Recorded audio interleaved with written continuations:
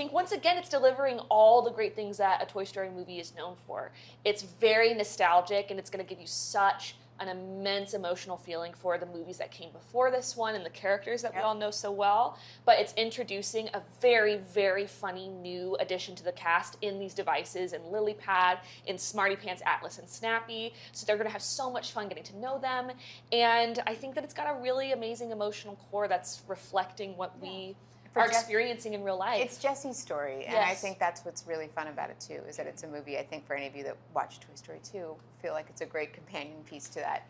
And it has Taylor Swift, guys. Yeah, you can't go wrong. You can't go wrong with Tay.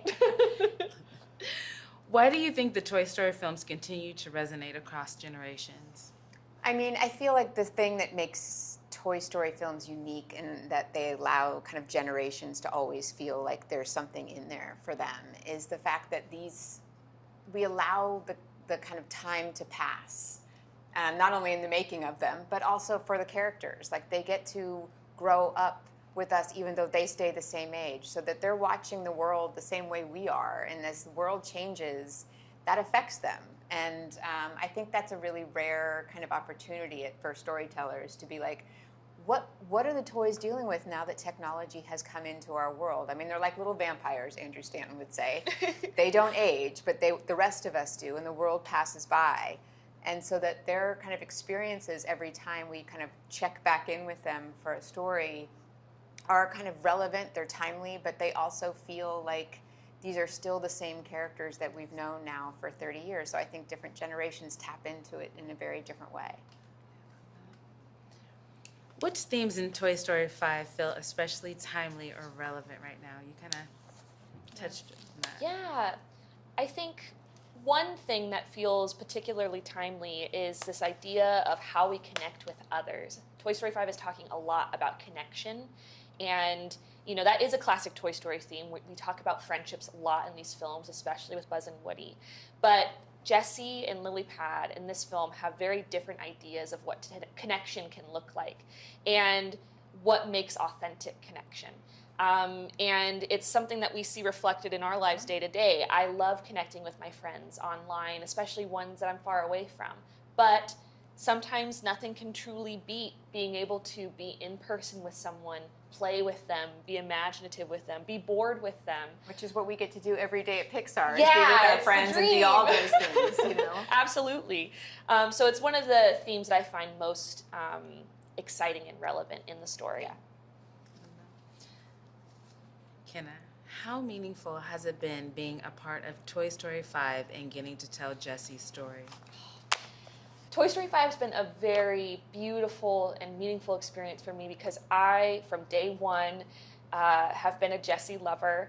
Toy Story 2 was my first movie that I remember experiencing in theaters, and it had such a profound effect on me because suddenly I knew, hey, stories are awesome and they make me feel things, and I want to tell stories and make other people feel things.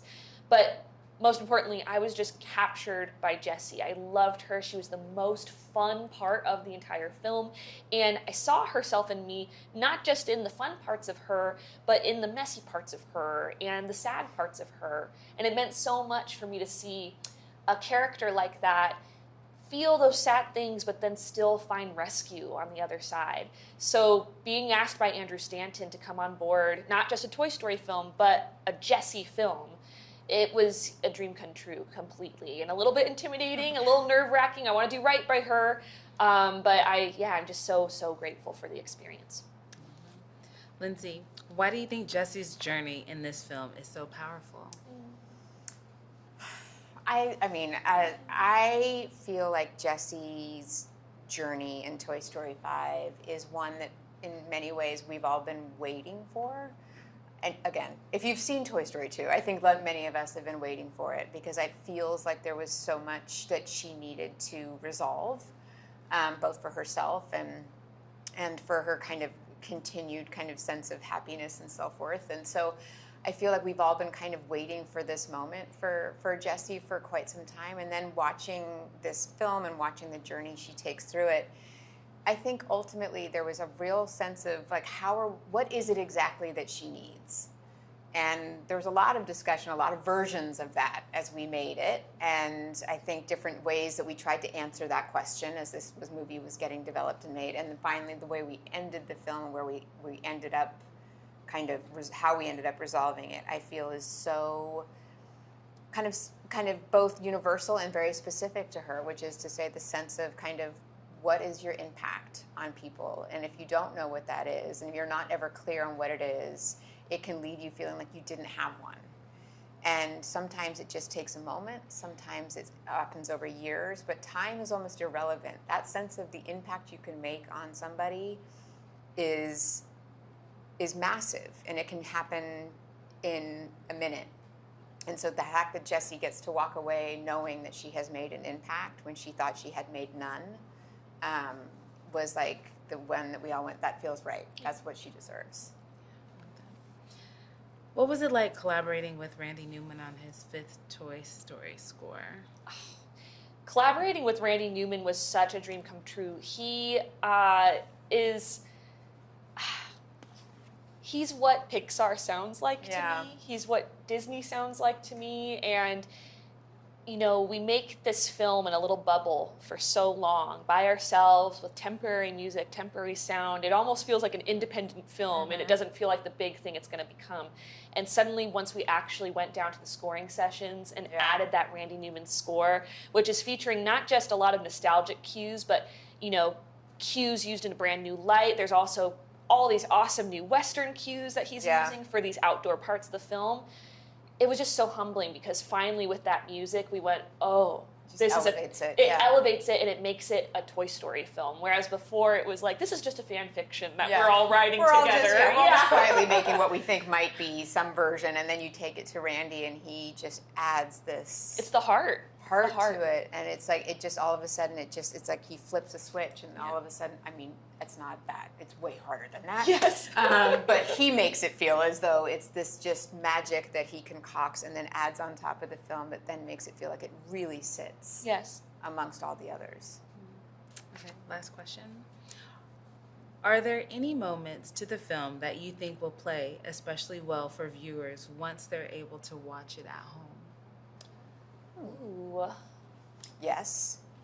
I will say, one thing that I think people love about Toy Story movies is that we do take so much care in the details that sometimes the ability to rewatch and to stop the film and to look at the imagery to either find those Easter eggs, because I think we do that. We love that we put those in there and that people know to look for them, but sometimes when you're watching it real time on a big screen, you're like hopefully so distracted you're not looking for them, but the ability to watch it again and again at home and give yourself the fun of that opportunity to search and find those things, but also just to really notice, like I challenge somebody, please just watch the movie the 7th time you watch it, just watch it and watch all the background character animations. Like try to not pay attention to the main characters and watch how much fun all the animators had animating and doing the performances of all the characters who aren't speaking. They're so funny and so good, and things that you won't necessarily notice when you watch it the first time in a theater. So I think there's a lot of care and detail that we put into it that really benefits from the ability to people being able to rewatch it at home. I'm also excited for them to just be able to replay the imagination scenes over and over again, because I feel like when I leave a movie, that usually the thing I'm talking about with my friends is, gosh, that one scene was so funny and I want to like buy a ticket right now and go and see it again just for that. And for me, there's several scenes, including our last big kind of finale, For sure. that I would just like, just put it on repeat in the background.